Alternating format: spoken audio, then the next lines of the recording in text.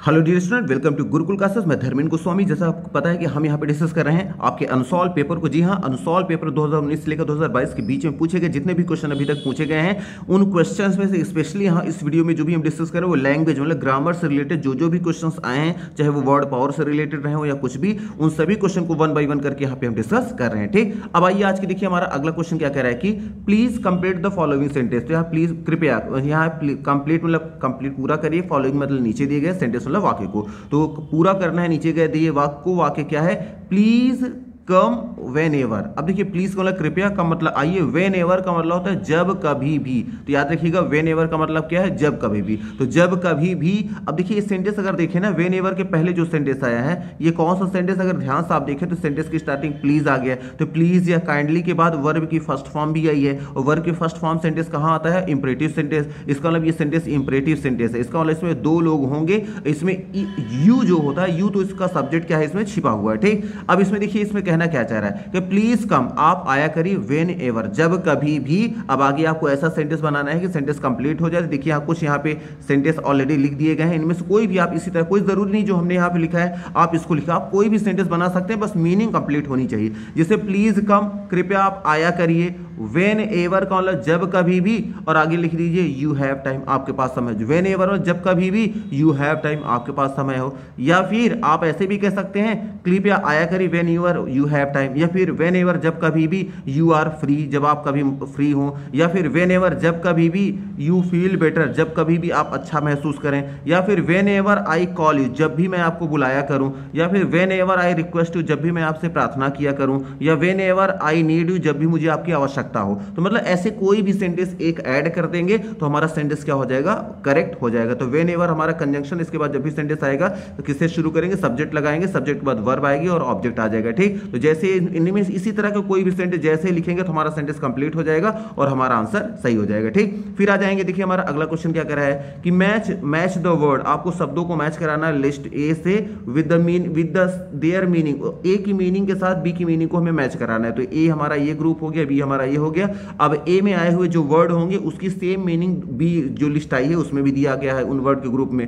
ठीक, अब जैसे इसमें देखिए है पहला है करेस्पॉन्डेंस। तो करेस्पॉन्डेंस किसे कहते हैं, पत्रों के माध्यम से बातचीत करने को हम बोलते हैं करेस्पॉन्डेंस। ठीक, तो पत्र के माध्यम से अगर क्या कर रहे हैं आप, बातचीत करें, तो पत्र के माध्यम से जो आप बातचीत करते हैं इसको बोलते हैं पत्र व्यवहार। पत्र व्यवहार का मतलब पत्रों के माध्यम से बातचीत करने के तरीके को हम बोलते हैं करेस्पॉन्डेंस। अब पत्रों की बात कहाँ आई है, ये देखिए है इसमें भी। तो एक्सचेंज का मतलब होता है अदला बदली करना, ऑफ लेटर मतलब पत्रों का। तो पत्रों का अदला बदली करके ही तो पत्रों से बात की जाएगी, तो इसलिए दोनों क्या हो जाएंगे, सेम हो जाएंगे।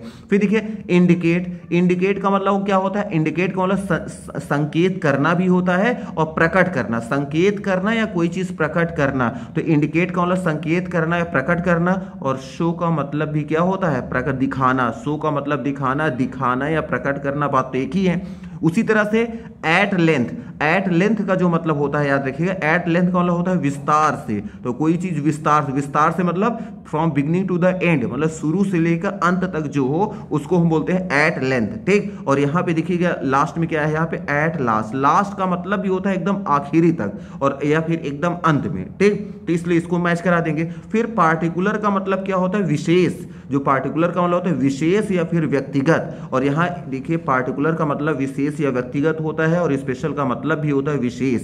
ठीक, तो ये विशेष से विशेष मैच कर गया। तो इसी तरह आपको क्या कर देना है, सेंटेंस को आपस में जो भी वर्ड होंगे उसको मैच करा देना है। ठीक, अब आ जाएंगे देखिए अपने अगले क्वेश्चन में। हमारा देखिए 33 नंबर क्वेश्चन कह रहा है कि रीता वॉज, तो रीता वॉज आ गया। अब आगे क्या आ गया, बाई हर मदर। अब इसमें क्या कह रहा है कि बीट जो है ना, ये वर्ब आई है, इसका हमें फॉर्म लगाना है। तो अब देखिए याद रखिएगा यहां पे वॉज क्या आया है, वॉज, वॉज जो आया है आपका वॉज। तो वॉज के बाद याद रखिएगा वर्ब की आईएनजी मतलब फोर्थ फॉर्म भी आती है। फोर्थ फॉर्म किसे कहते हैं, वर्ब की आईएनजी फॉर्म को। वर्ब की आईएनजी फॉर्म भी आती है और वॉज के बाद वर्ब की थर्ड फॉर्म भी आती है। जब आईएनजी फॉर्म आएगा तो हमारा सेंटेंस क्या बनाएगा, कॉन्टिन्यूअस, तब ये बनाएगा कॉन्टिन्यूअस। और जब ये हमारा वॉज वर्ब के साथ थर्ड फॉर्म आता है तो सेंटेंस हमारा क्या बनाता है, प्रेजेंट इंडेफिनिट का पेशिव वॉइस। ठीक, अब ये है कि हमारा यहाँ पे क्या बनाएंगे, क्योंकि वॉज के बाद थर्ड फॉर्म भी आती है, वॉज के बाद आईएनजी फॉर्म भी आती है, तो क्या लगाएंगे, तो याद रखिएगा थर्ड फॉर्म जब आएगा ना तो इसके बाद बाई लगाकर ऑब्जेक्ट जरूर आता है। कि पेशिव वॉइस में क्या देखते हैं आप कि ऑब्जेक्ट के पहले क्या लगा रहता है, बाई लगा रहता है। अगर बाई आ गया इसका मतलब सेंटेंस के अगर शुरू में वॉज आ गया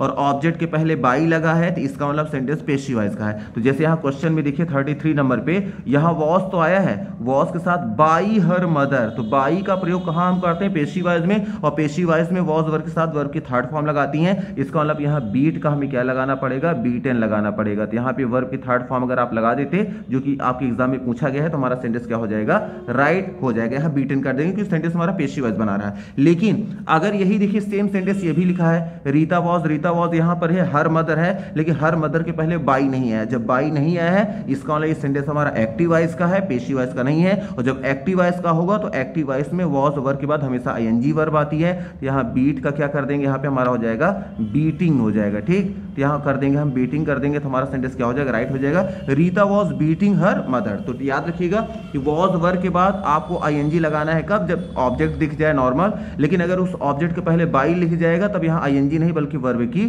थर्ड फॉर्म आपको लगाना है, आपको याद रखना है। ठीक, अब आ जाते हैं देखिए अपने अगले क्वेश्चन पे। देखिए हमारा अगला क्वेश्चन क्या कह रहा है कि चूज द करेक्ट प्रीपोजिशन, की सही प्रीपोजिशन को आपको बताना है फ्रॉम वंस जो भी दिए गए हैं ऑप्शन है। ठीक, अब इसको प्रीपोजिशन को फिल करने से पहले आपको क्या ध्यान देना है, देखिए यहाँ दो कंडीशन लगाइए। याद रखिएगा जब भी समय, देखिए जब भी दो समय आ जाए, एक टाइम हमारा ये है और एक टाइम हमारा क्या है, ये है। जब दो समय, याद रखिएगा दो समय के बीच में टू आ गया तो याद रखिएगा इसके साथ क्या आएगा, इसके पहले फ्रॉम लगा होगा। अगर दोनों समय के पहले बीच में एंड आया है तो याद रखिएगा यहाँ शुरू में क्या आएगा, बिटवीन आएगा। इसका मतलब कि दो में से एक आएगा। इसका मतलब कि फ्रॉम जो आता है, फ्रॉम के साथ हमेशा क्या लगाते हैं हम, टू का प्रयोग करते हैं। और बिटवीन के पहले हम क्या लगाते हैं, यहाँ पे बिटवीन के पहले हम एंड का प्रयोग करते हैं। इसका मतलब दोनों सेट हैं, फ्रॉम आएगा तो टू आएगा ही, अगर बिटवीन आएगा तो यहाँ पर क्या एंड आएगा ही आएगा। तो ये दोनों का क्या होता है, कॉम्बिनेशन होता है, ये याद रखिएगा। ठीक, अब देखिएगा आ जाएंगे, अब देखिए फिल इन द ब्लैंक। आपके एग्जाम में एक क्वेश्चन पूछा गया था,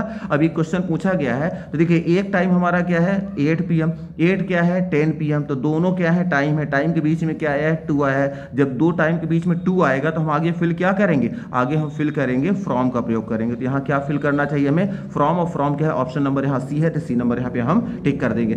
लेकिन यही अगर दो समय के बीच में, अगर यही दो समय, एक समय हमारा ये है एक समय ये है, अगर दोनों समय के बीच में क्या आया होता, एंड आया होता। जब एंड आया होता तो हमें पता है एंड के साथ हम क्या लगाते हैं, बिटवीन का प्रयोग करते हैं। तब हमारा यहाँ पे क्या लगा देते हैं, हम यहाँ बिटवीन का प्रयोग कर देते थे। ये आपको याद रखना है कि दो टाइम के बीच में हम एंड भी लगता है, टू भी लगता है। एंड कब लगेगा, बिटवीन के साथ, और टू जो लगता है वो फ्रॉम के साथ। तो दोनों ये कॉम्बिनेशन याद रखिएगा।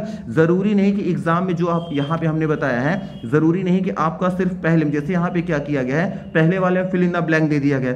हो सकता है कि यहाँ पर पहले वाले में जहाँ पे फिल इन द ब्लैंक है यहाँ पे दे दिए, मान लीजिए हो सकता है सेंटेंस में क्या आ जाए कि फ्रॉम आ जाए। जैसे मान लीजिए यहाँ पे सेंटेंस समझ लीजिए, जैसे मान लीजिए कि यहाँ पे सेंटेंस में क्या आ गया कि मान लीजिए कि यहाँ पे सेंटेंस में ऑलरेडी क्या दिया गया है, फ्रॉम दे दिया गया है, ऑलरेडी पहले वाले में बिटवीन दे दिया गया है। तो हमें पता होना चाहिए कि फ्रॉम के साथ हमें क्या लगाना पड़ेगा, टू लगाना पड़ेगा। अगर सेंटेंस पहले टाइम के पहले बिटवीन दिया है तो दूसरे के पहले क्या लगाना पड़ेगा, एंड लगाना पड़ेगा। तो दोनों को कॉम्बिनेशन याद रखना है कि फ्रॉम के साथ टू, बिटवीन के साथ एंड का प्रयोग किया जाता है। ठीक, अब आ जाएंगे देखिए अपने अगले क्वेश्चन में। देखिए हमारा 35 नंबर क्वेश्चन क्या कर रहा है कि कंप्लीट द फॉलोइंग सेंटेंस, तो सेंटेंस को पूरा करो। ठीक, अब क्या है, वी स्टे, हम यहाँ रुकेंगे, या हम यहाँ रुके, यहाँ पे रुके तो कब तक हम रुके, तो याद रखिएगा पहले समझ लीजिएगा अंटिल का मतलब क्या होता है। तो याद रखिएगा अंटिल का मतलब होता है जब तक। ठीक, तो हम यहाँ कह रहे हैं कि अंटिल का मतलब जब तक, तो यहाँ क्या हो जाएगा, अंटिल का मतलब हम यहाँ लिख देंगे जब तक। तो अब जब तक इसका मतलब हो गया। अब आगे सेंटेंस हमें बनाना है। ठीक, तो अब वी स्टे, हम रुके, कब तक रुके, जब तक ही कम्स, जब तक वह आ नहीं गया। ठीक, वी स्टे, हम रुके रहे। ठीक, वी स्टे। अब यहाँ देखिए सेंटेंस थोड़ा समझना पड़ेगा। आपको ये याद रखना है कि ये जो भी प्रीपोजिशन जैसे आया है टिल, ठीक, जैसे यहाँ टिल या अनटिल जो भी यूज किया गया है, याद रखिएगा इसके पहले जो सेंटेंस हमारा आया है, अगर इसका टेंस आपको ध्यान से देखना है। देखिए ये क्या है, वी स्टे।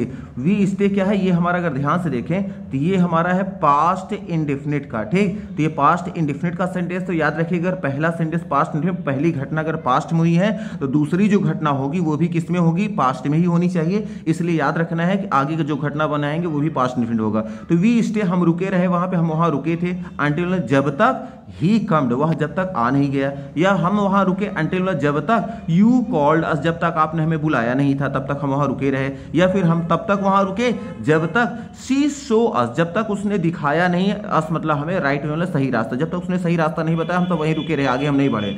फिर वी स्टे, हम रुके रहे, अंटिल तब तक कि जब तक दे रीच्ड, जब तक वे सब हमारे पास आ नहीं गए। और उसी तरह यहाँ पे वी स्टे, हम रुके रहे अंटिल तब तक कि जब तक यू वेलकम्ड, जब तक आपने आकर स्वागत नहीं किया तब तक हम दरवाजे पे ही रुके रहे, हम अंदर नहीं आए। कुछ इस तरह से मतलब कोई ना कोई एक मीनिंग हमें देना है आगे। बस ये याद रखना है कि जो सेंटेंस जिस टेंस में है कोशिश करना है, कोशिश क्या एग्जैक्टली वही करना है। अगर पहला सेंटेंस प्रेजेंट में है तो कोशिश करिए दूसरा भी प्रेजेंट में जाए। पहला अगर सेंटेंस हमारा पास्ट में चल रहा है तो आगे जो सेंटेंस बनाइए वो भी पास्ट से ही रिलेटेड हो, कि दोनों घटनाएं जब पास्ट में एक घटना हो रही है तो दूसरी घटना भी पास्ट में ही होनी चाहिए, तभी तो एक ही समय पे घटनाएं होंगी, ये हमें दिखाना रहेगा, ठीक। तो मे भी आपको ये भी समझ में आ गया होगा। अब आ जाते हैं अपने अगले क्वेश्चन में। देखिए हमारा 36 नंबर क्वेश्चन क्या कह रहा है कि मैच द वर्ड, आपको लिस्ट में मिलाना है, लिस्ट ए से लिस्ट बी को मिलाना है। तो ए में देखिए एक आया है, ए यहाँ पे बी आया है। अब यहाँ पे क्या करना है, अब देखिए इसमें मीनिंग पहले समझ लेंगे। देखिए इंथ्राल्ड का मतलब होता है ना, जो इंथ्राल्ड का मतलब होता है, इसका मतलब होता है मोहित कर देना या रोमांचित कर देना। इंथ्राल्ड का मतलब होता है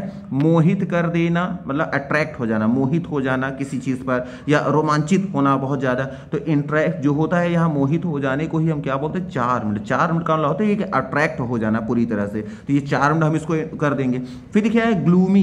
ग्लूमी का मतलब होता है निराशाजनक, और निराशाजनक जो आया है, और निराशाजनक जो होता है सॉरोफुल का मतलब भी होता है निराशाजनक, ठीक। निराशाजनक या उदासी से भरा हुआ, तो इसको भी सेम टू सेम मीनिंग दे रहा है। अपसेट का मतलब क्या होता है, अपसेट मतलब होता है दुखी हो गए हैं, चिंतित हो गए हैं, तो वरीड का मतलब भी होता है दुखी होना या चिंतित होना, ठीक। और उसके बाद लास्ट आया है क्या, जो है कॉन्स्ट्रेंड। कॉन्स्ट्रेंड का मतलब होता है विवश कर देना, किसी चीज को किसी चीज के लिए मजबूर कर देना, पूरी तरह से हेल्पलेस इंसान हो जाए, तो होता है यहाँ पे मजबूर कर देना, विवश कर देना। और कन्फाइंड का मतलब भी क्या होता है, कन्फाइंड का मतलब भी ऑलमोस्ट वही होता है, किसी चीज से प्रतिबंधित कर देना, किसी चीज पर रोक लगा देना, ठीक। तो किसी चीज पर रोक लगा देना, ये सारी चीजें सेम मीनिंग देती हैं। तो यहाँ पे वर्ड भी लिख दिए गए हैं, आप देखकर भी समझ सकते हैं कि मोहित कर देना, इंथ्रॉल मतलब जगह ग्लूमी मतलब निराशाजनक हो गया, अपसेट मतलब हो जाएगा परेशान करना, और कॉन्स्टेंस जो होता है मजबूर करना हो गया, है ना। वरीड मतलब चिंतित होना, कन्फाइंड मतलब प्रतिबंधित करना या रोक लगाना, और सॉरोफुल हो गया आपका उदासी से भरा हुआ, चार मतलब भी आकर्षित होना किसी चीज के प्रति। तो मे भी आपको इसी तरह क्या करना है, आप देखिए जितने भी एग्जाम में आप हैं सबके सिनोनिम्स के ही रूप में आपको पूछे जा रहे हैं, ठीक। अब आ जाते देखिए अपने अगले क्वेश्चन में। देखिए हमारा अगला क्वेश्चन कह रहा है कि my brother and his friends. अब my brother and his friends, अब यहाँ क्या कर रहे हैं, टीवी फॉर 2 आवर्स। अब इसमें क्या कर रहे हैं, करेक्ट फॉर्म ऑफ वॉच लगाना है। अब यहाँ वॉच का हमें फॉर्म लगाना है, तो देखिए वॉच क्या है हमारी, यहाँ मेन वर्ब है, और सेंटेंस में देखिए हेल्पिंग वर्ब भी नहीं दिया गया है। तो अब ये बता रहा है कि क्या वॉच मेन वर्ब के रूप में डायरेक्ट आएगा, फिर किसी हेल्पिंग वर्ब के रूप के साथ आएगा, ठीक। अब ये कैसे पता चलेगा, तो देखिए ये सेंटेंस में ही हमें इंडिकेशन मिल जाता है। देखिए यहाँ क्या है, फॉर 2 आवर्स, तो फॉर 2 आवर्स मतलब 2 घंटे से, तो कोई काम 2 घंटे से, 3 घंटे से, 4 घंटे से जो चल रहा होता है वो तो परफेक्ट कॉन्टिन्यूअस का सेंटेंस होता है कि 2 घंटे से वह काम कर रहा है, तो फॉर 2 आवर्स इस तरह से हम लिखते हैं। तो इसको मतलब फॉर या सेंस का जो यूज होता है वो परफेक्ट कॉन्टिन्यूअस में यूज होता है, और परफेक्ट कॉन्टिन्यूअस में हम क्या करते हैं, हेल्पिंग वर्ब के साथ बीन लगा के वर्ब की आईएनजी फॉर्म लगाते हैं। अब देखिए यहाँ ये बोला नहीं गया है कि किस टेंस में कन्वर्ट करना है, तो इसको आप चाहे तो प्रेजेंट में भी कर सकते हैं, पास्ट में, फ्यूचर को रहने देंगे, या तो प्रेजेंट या पास्ट, और कोशिश करेंगे प्रेजेंट में ही बना देंगे। देखिए चूंकि यहाँ पे 2 लोग हैं, माई फ्रेंड मेरा फ्रेंड भी है, और देखिए माई ब्रदर एंड हिज फ्रेंड्स, मेरा भाई और उसके जितने दोस्त थे वो सब लोग मिलकर कर रहे हैं। अगर इसको प्रेजेंट बनाएंगे तो दोनों मिलाकर प्लूरल हो जाएंगे, तो हमें लगाना पड़ेगा हैव, और हैव के साथ लगाना पड़ेगा बीन, और बीन के बाद वर्ब की आईएनजी फॉर्म है वॉच, तो वॉच का कर देंगे हम वॉचिंग। तो या तो हम लगाएंगे प्रेजेंट परफेक्ट बनाएंगे तो हैव बीन लगाना पड़ेगा क्योंकि सब्जेक्ट हमारा प्लूरल है, या फिर अगर पास्ट बनाना पड़ेगा तो हम हैड बीन लगा देंगे। हैड तो सिंगुलर प्लूरल दोनों के साथ सेम चलता बनता है, ठीक। तो हम यहाँ लगा देंगे हैड बीन वॉचिंग। तो जैसे ही वर्ब की ये फॉर्म आप लगाएंगे तब जाकर हमारा सेंटेंस क्या हो जाएगा, राइट हो जाएगा। तो फिल इन द ब्लैंक के रूप में चाहे आप फिल कर दें हैव बीन वॉचिंग या फिर हैड बीन वॉचिंग, दोनों हमारे सेंटेंस क्या हो जाएंगे, राइट हो जाएंगे। तो मे भी आपको समझ में आ गया है कि कैसे आपको सेंटेंस को पहचानना है और कैसे फिल इन द ब्लैंक करना है, ठीक। अब आ जाते हैं अपने देखिए अगले क्वेश्चन में। हमारा अगला क्वेश्चन क्या कर रहा है कि चूज करेक्ट प्रीपोजिशन, कि सही प्रीपोजिशन का हमें क्या करना है, चूज करना है, चुनना है, ठीक। फ्रॉम द वंस मतलब जो भी दिए गए उनमें से कोई एक, गिवन बिलो जो नीचे दिए गए हैं, द सेंटेंस मतलब सेंटेंस को फिल इन मतलब उसको फिल करने के लिए। अब यहाँ देखिए क्या रहा है, सीता हैज बीन सफरिंग। अब यहाँ देखिए सीता हैज बीन सफरिंग, वो सफर कर रही है, किससे कर रही है, फ्रॉम फीवर, फीवर से। अब देखिए ये तो सेंटेंस ऑलरेडी पिछले अभी हमने डिस्कस किया है कि आपको बताया गया था कि फीवर जो हो गया, फीवर वाला सेंटेंस अभी आया था। बीमारी से पहले हम किसका प्रयोग करते हैं, फ्रॉम का, आ गया है यहाँ पे, ठीक। लेकिन अब ये बीमार जो थी वो कब से थी, यहाँ ये बताया, टाइम बता दिया गया लास्ट नाइट। तो लास्ट नाइट आया है, उस सेंटेंस में प्रयोग किसका किया गया है, प्रयोग यहाँ किया गया है हैज बीन के साथ वर्ब की आईएनजी फॉर्म। तो हैज बीन, हैव बीन के साथ वर्ब की आईएनजी फॉर्म तो परफेक्ट कॉन्टिन्यूअस में की जाती है, perfect continuous, present perfect continuous. इसका वाला सेंटेंस हमारा परफेक्ट कॉन्टिन्यूअस है और परफेक्ट कॉन्टिन्यूअस के रूप में ऑब्जेक्ट क्या है, फीवर है, और इसमें फिर लास्ट में टाइम भी आया है, टाइम क्या है, लास्ट नाइट। तो लास्ट नाइट, अब देखिए आपको ये बताया गया था जब भी किसी भी वर्ड के शुरू में आपका क्या आ जाए, लास्ट शब्द आ जाए, last night, last day, last month, last year, है ना, लास्ट आवर, लास्ट मिनट, इस तरह से कुछ भी आ जाएगा तो उसके पहले हम क्या लगाते हैं, हम दो में से एक चीज लगा सकते हैं। या तो हम लगाएंगे क्या, पहली चीज तो क्या हम लगा सकते हैं, सिंस, हम सिंस का प्रयोग करेंगे। लेकिन हम चाहें तो फॉर के साथ द भी लगा सकते हैं, कब, अगर इसके पहले लास्ट सब आता है, अगर लास्ट टाइम अगर आ गया, लास्ट के पहले अगर लास्ट आ गया तो लास्ट के तुरंत बाद या तो सिंस लगता है या तो लास्ट के साथ फॉर और द दोनों का एक साथ प्रयोग किया जाता है। अब इसमें देखेंगे क्या आया है कंडीशन, देखिए ऑप्शन ए में आ गया सिंस, तो हमें पता है सिंस तो लगता है, सिंस क्या हो जाएगा, हम यहाँ सिंस का प्रयोग क्या करेंगे, कर देंगे, सिंस तो हमारा क्या हो जाएगा, बिल्कुल सही हो जाएगा, कोई दिक्कत नहीं है। लेकिन क्या देखते हैं कहीं फॉर द भी तो नहीं आया है, देखिए यहाँ फॉर आया है लेकिन फॉर के साथ द का प्रयोग नहीं हुआ। अगर फॉर के साथ द लग गया होता तो ये भी ऑप्शन हमारा सही हो जाता, लेकिन यहाँ द नहीं लगाया गया, इसको हमारा यहाँ पे फॉर का प्रयोग क्या हो जाएगा, कट जाएगा, और फ्रॉम तो वैसे भी नहीं लगेगा, ठीक। इसलिए हमारा सेंटेंस क्या हो जाएगा, राइट हो जाएगा। हाँ, अगर यही सेंटेंस हमारा फ्यूचर में होता तो फ्यूचर परफेक्ट कॉन्टिन्यूअस में सिंस का प्रयोग नहीं होता बल्कि फ्रॉम का प्रयोग होता है, लेकिन सेंटेंस हमारा फ्यूचर का तो है नहीं। याद रखिएगा प्रेजेंट और पास्ट परफेक्ट कॉन्टिन्यूअस में सिंस का प्रयोग किया जाता है, लेकिन फ्यूचर में सिंस के बजाय फ्रॉम का प्रयोग किया जाता है। और यहाँ पे देखिए सेंटेंस हमारा चूंकि प्रेजेंट परफेक्ट है तो यहाँ सिंस ही लगेगा, यहाँ पे फ्रॉम का कोई कॉन्सेप्ट नहीं है, ठीक। अब आ जाते हैं, देखिए हमारा अगला क्वेश्चन क्या कह रहा है कि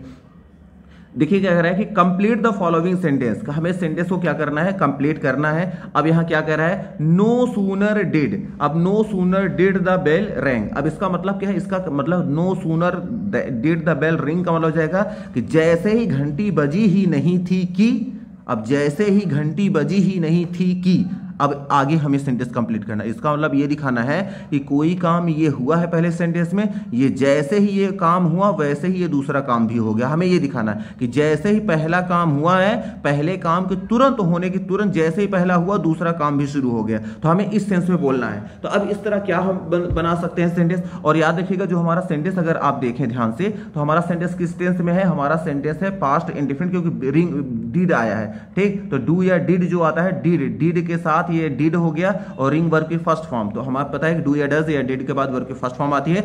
डिड से पता चल रहा है कि हमारा सेंटेंस किसका है, पास्ट इंडेफिनिट का है। जब ये सेंटेंस पास्ट इंडेफिनिट का है तो आगे का जो सेंटेंस बनेगा ना वो भी हमारा सेंटेंस पास्ट इंडेफिनिट का ही क्या होना चाहिए, आपको याद रखना है।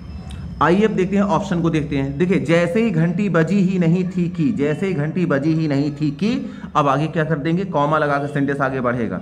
यहां पे क्या रहेगा, चिल्ड्रन रैन, बच्चे भाग पड़े, टुवर्ड्स देयर होम, अपने अपने घर की तरफ। तो यहाँ स्कूल की इमेजिन करके चलेंगे, घंटी बज रही तो कहाँ बज रही होगी, स्कूल में बज रही होगी। तो हम कहेंगे जैसे घंटी बजी ही नहीं थी कि बच्चे अपने अपने घर की तरफ भागकर चले गए। ये सेंटेंस ऐसे भी बना सकते हैं। या फिर घंटी बजी ही नहीं थी कि स्टूडेंट्स, जो बच्चे जो थे, बिकेम टू गेट रेडी, वो तैयार होने लगे, टू गो होम, अपने घर जाने के लिए, ऐसे भी सेंटेंस बना सकते हैं। या फिर जैसे घंटी बजी ही नहीं थी कि the class was over, class क्या हो गई, ओवर हो गई। जैसे घंटी बजी ही नहीं थी कि क्लास भी ओवर हो गई। फिर कि जैसे बोलेंगे no sooner did the bell ring, जैसे ही घंटी बजी ही नहीं थी कि the teacher stopped teaching, teacher ने स्टॉप बंद कर दिया, टीचिंग मतलब पढ़ाना। जैसे ही घंटी बजी ही नहीं थी कि टीचर ने भी क्या कर दिया, स्टॉप कर दिया टीचिंग करना। तो आपको करना क्या है, कोई भी सेंटेंस इसी तरह से जो सेंटेंस से मैच करे थे इनमें से कोई भी सेंटेंस आगे क्या कर देंगे, ऐड कर देंगे। बस ये याद रखना है कि जो घटना इसमें, पहली घटना इसमें हो रही है, इसी से रिलेटेड दूसरी घटना होनी चाहिए कि इसके आगे क्या हुआ होगा।